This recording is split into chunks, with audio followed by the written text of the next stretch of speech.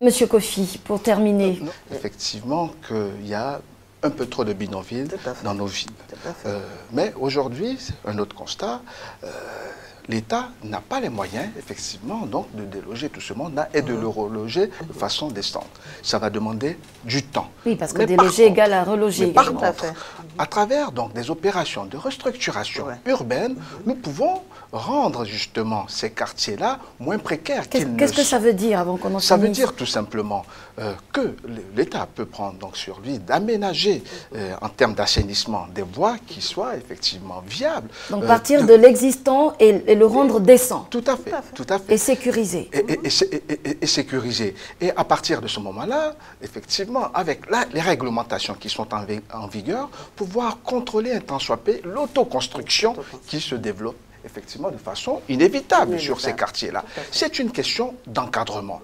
Et ensemble, comme je le disais, je répète encore, dans un cadre de concertation, État, collectivités locales, professionnelles et organisations de quartier, nous pouvons réussir à réparer les choses en attendant des ressources meilleures pour pouvoir effectivement construire de façon plus décente.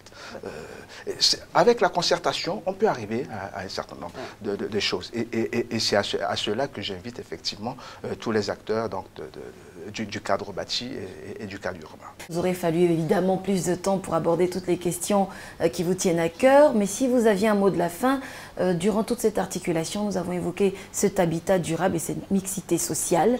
Votre mot de la fin? Eh bien, il faut tout simplement abonder dans le même sens que nos amis architectes. Il faut penser à mettre en place une plateforme de services autour de l'habitat.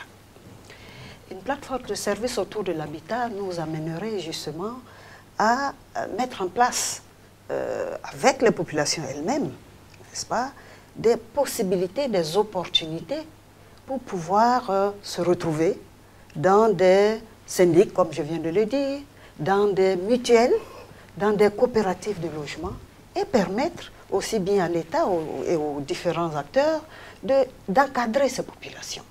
Voilà ma conclusion. Je vous remercie, professeur. Planification aussi, pour terminer? Tout à fait. Planification et concertation. Et concertation. Pour moi, c'est fondamental, effectivement, pour pouvoir construire durablement avec la mixité. Il faudrait que nous soyons en amont de la politique, de la définition de la politique urbaine, et pas comme des faire-valoir ou des gens qui doivent subir effectivement les décisions donc, supranationales. La prochaine édition de Maisons et Cités, eh bien, c'est le rendez-vous également que nous vous donnons. Merci de nous avoir écoutés.